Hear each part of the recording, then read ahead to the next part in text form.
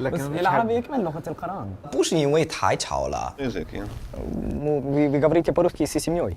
То есть по-русски мой родной, фарси, потому что я native speaker. يعني لازم أبدأ الابلكيشنز للجامعة. طبعا كولومبيا بس Sasa naweza kusema ama kuelewi lugha.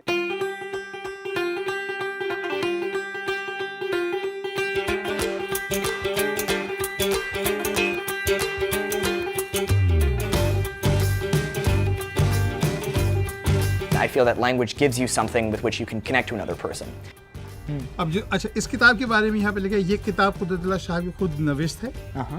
एक और नविस क्या है? Writer? खुद नविश्त Oh, was written. हाँ अपने about his own life. Oh, okay. Oh, खुद नविस. हाँ खुद नविश्त. खुद नविश्त. Yeah, खुद. Each language is in many ways an expression of how one society or culture thinks. I feel that when I start to speak foreign languages, a lot of times I become a bit of a different person. Perhaps I say things that I wouldn't necessarily say in English. Perhaps I'm more deferential to others. Perhaps I'm more upfront about what I say. Привет. Здравствуйте, молодой человек. Добрый день. Добрый. Как вас зовут? Натан. Натан. Добрый день. Это. Тебя как зовут? Привет. Я Тим. Тим. Очень приятно. Очень приятно. И откуда вы? Polyglot is a word that comes from two Greek roots, poly and gloss or glottis, which together means many tongues, many languages, and it just refers to anyone who speaks 3 to 4 languages or more at a pretty high level. The term hyperpolyglot, that's the people who have a commitment to learning and maintaining a lot of languages. Most of them really put in a lot of work on it and take pride in knowing these languages. 那可以不可以养宠物？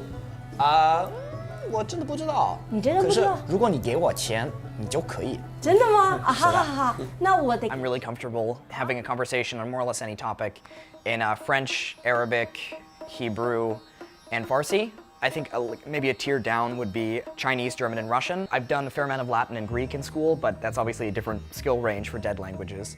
I'm pretty comfortable speaking in languages like, Hindi or Urdu, Indonesian. With a little bit of practice, I feel, confident again in languages like Turkish, for example, or, my Italian's not so great, but I feel like I can understand it pretty well.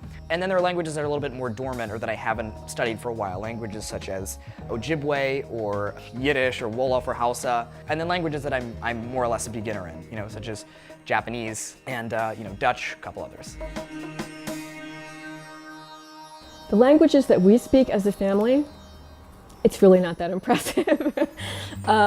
Ezra and I studied French for many, many years, so we can understand French people who are slowed down incredibly. I lived in Hong Kong for a while. I studied Cantonese, but studying 20 hours a week for a summer, I didn't make anywhere near the progress that Tim made studying 20 hours a week, for example, Persian. فکر میکنم که پردازش ترین بخشی از یاد گرفتن فارسی فهمیدن تاریخ و فرهنگ ایران است. In North America, we mostly learn one language as we're growing up, and that language gets to be so good that it interferes with our learning other languages.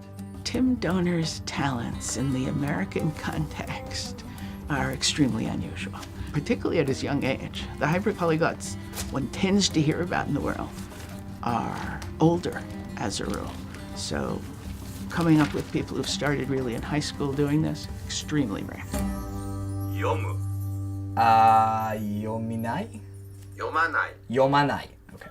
Tim, he is passionate about learning languages, and for him, this is not just a hobby, and it's basically his way of life. He actually spends most of his waking hours learning languages. 友達に会った？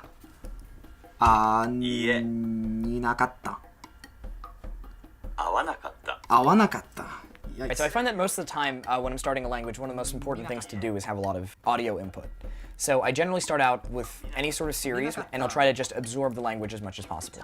I think by repeating to yourself over and over, it's a really good way to train.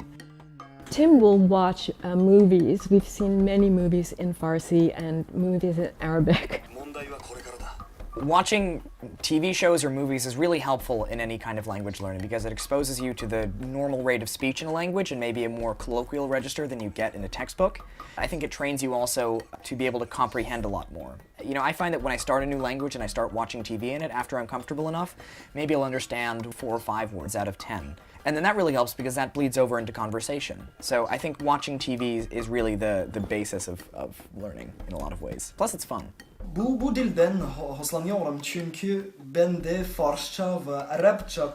I think the internet has been absolutely crucial, for me for learning languages. Anytime I have a new language, I try to post a video of me speaking it with someone or just me delivering some kind of monologue to the camera. And the responses I get are really helpful. They show me, which direction I should go in, what I have to work on still, what I've done well, and that's fantastic. Gigawaba minawa miigwech bizindaw yeg.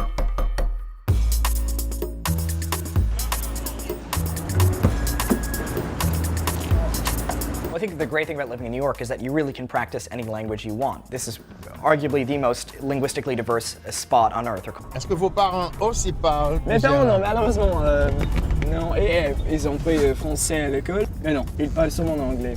Vous êtes un génie, monsieur. C'est pas vrai. Oui, c'est ça. Parlant. Parler 20 langues? Ce pouvoir communiquer juste avec toute cette langue? Oh mon Dieu, c'est fantastique. Merci. For me, there are plenty of things that are fascinating about languages. Primarily, it's the fact that, as a bit of a history nerd, you can see in any language the entire history of a people and its interactions with others. For a while, when I was around 12 and 13, I had a very big interest in learning about the Middle East, especially the Israeli-Palestinian conflict. So I thought that by learning a language, I might be able to break through the wall that's been built around it. A little bit after my bar mitzvah when I was 13, I started to teach myself Hebrew. עברית הייתה השפה הראשונה שלמדתי אחרי אנגלית. אני התחלתי ללמוד לפני שנה וחצי. After I learned Hebrew, I thought that, I maybe would be quite successful in teaching myself languages. So after that, I decided to try Arabic to get the other half of the equation in the history of the Middle East. بس يعني كمان كيف العلاقات بين المسيحيين والمسلمين في مصر دلوقتي؟ ما كانش كويس مش كويس عامة مش كويس. وحتى اليوم I feel that by studying languages, by looking at their development, by looking at what's old and what's new, you gain a greater appreciation for society's values and for just its entire history. It's something that's a little bit hard to communicate and may sound a bit disingenuous, but that's sort of the breakthrough that I had in studying it. There's this idea that seems to circulate, which is completely false, that Americans don't like learning about other cultures, Americans don't like learning foreign languages. Alors, Manuel, c'était vachement un plaisir de faire votre connaissance. Moi aussi, monsieur. I hope that, I can do my part to disprove that. Et j'espère que vous parlez d'additionner plusieurs langues. Exactement. Alors, la langue prochaine, le créole. Oh, ben oui. Au revoir. Au revoir, monsieur. I think if you raise people with other languages, you open them up to foreign cultures, to foreign ideas. And again, in the future, in a world that's increasingly globalized, you give them, a solid opportunity for more connections as they grow older. There's a quote from Nelson Mandela which goes something like, if you talk to a man in his second language, you're talking to his brain. If you talk to him in his mother language, you're talking to his heart.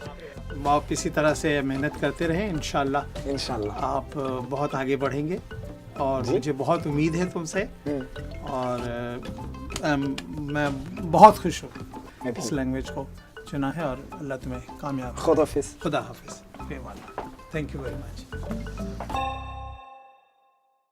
I'm Tim وأنتم بتتفرجوا على Thinker. أنتم مستقلين Thinker. Alla Thinker och nagah mi koni. Ni men känns kan Thinker. Hallå.